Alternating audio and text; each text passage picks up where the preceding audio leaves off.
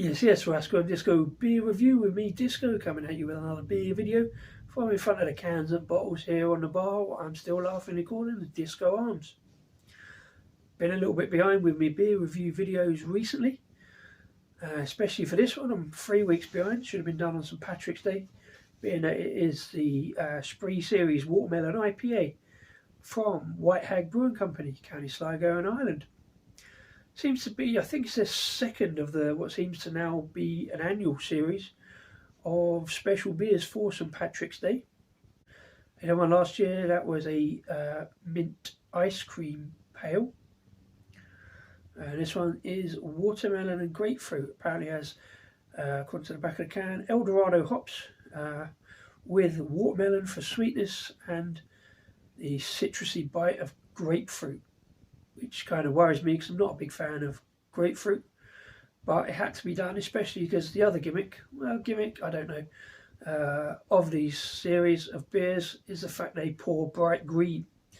If you see the review I did on Instagram last year, and the mint green one, that was indeed bright green, and I love anything green, it's my favourite colour, so I'm going to try a green beer. I'm not quite sure about the green. I mean, obviously the outside of watermelons are green, the inside are red, so nice bit of can artwork, lots of smiley watermelons. It's all good for me. Let's get out of the glass and see what the deal is. Just see how green it is. Oh, that's green. Yeah, that's pretty green. Brighter in the light. Now, I didn't pick this up on St Patrick's Day. I waited a little bit. I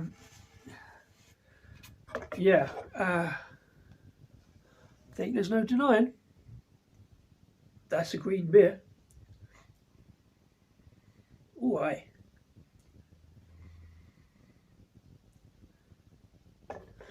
Not sure what that smells of. There's a definite aroma there. It's more like, I'm not sure that's great.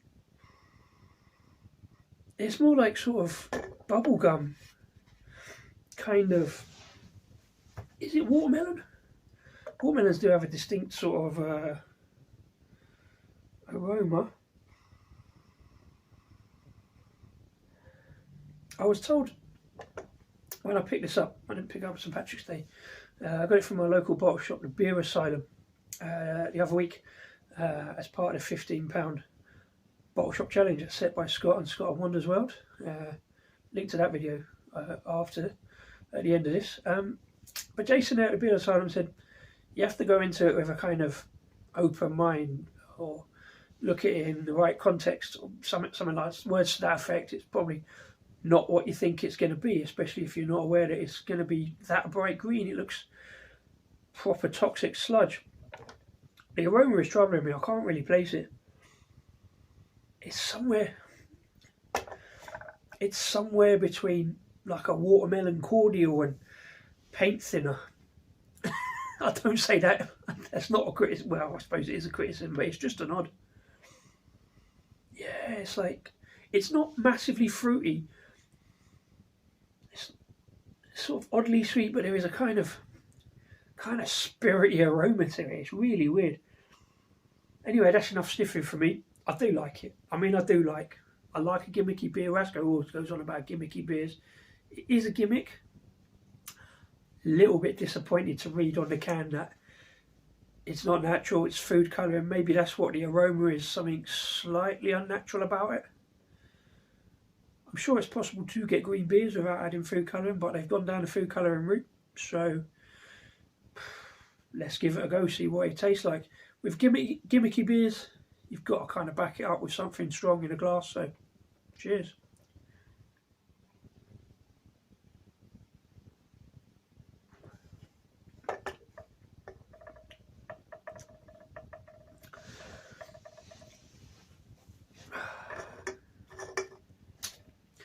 I think my face says it all there, to be honest with you. I was really looking forward to this one. I really enjoyed the mint ice cream pale last year that they did. that was nicely sweet, had a slightly minty aroma. I think I said again, it did go sort of kind of towards dental mouthwash, but just sort of pulled it back with the sweetness. I'm not really sure about the sweetness on this one. It's not really a watermelon sweetness. Fortunately, there's not the massive, like, grapefruity, hoppy punch on the back end that I was expecting. There's not really that much in the way of citrus at all. It's really covered by the oddness, just an odd flavour. It's not entirely unpleasant. It's not undrinkable. It's just odd.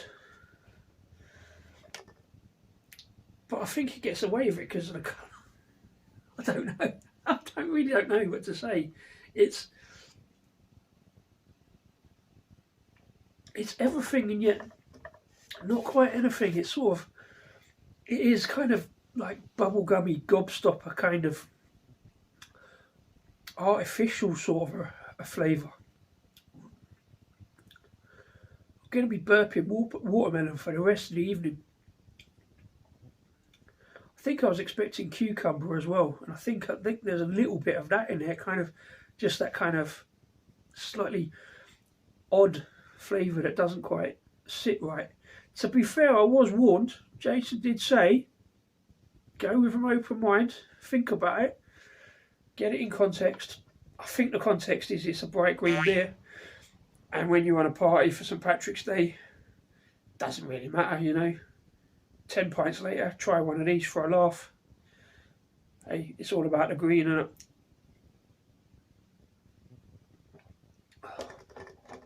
Is it one I want to try more of? No, I'm glad I've tried it once. It's interesting. It's something I probably should have a longer look at, or maybe I don't need to have a longer look at it. It's really is two sides of the coin. It's not a drain pour, it's just weird. It's one of them that's so weird, combined with the smell, and the flavour is pretty weird. It's just not a very sweet watermelon, combined with that kind of not very citrus, like not really like, what I don't like about grapefruit is that real citrusy bite. And that kind of slightly artificial thing flowing through it. Maybe that's because I know about the food colour. Maybe if I hadn't read about that, it'd be different. I don't know. But it does look good in the glass. 10 out of 10 for that. I don't do number ratings, but yeah, it looks good. Preferred last year's. Glad I tried it. Did you try it? Let us know. What did you think? Would you want to try it? I'm not sure that I've convinced you that you should. But it's the sort of beer you might as well try just for the laughs. There we go. Quick review by normal standards. Oh, there's some watermelon burps. Get more of the taste on the burps, which is bizarre. Anyway, I'm in Disco, Rasko and Disco. Stick around, please like and subscribe, and look out for some more videos coming up at the end. Links to them. Cheers. Oh, sorry, should I say Slainte? I think that's how it's pronounced.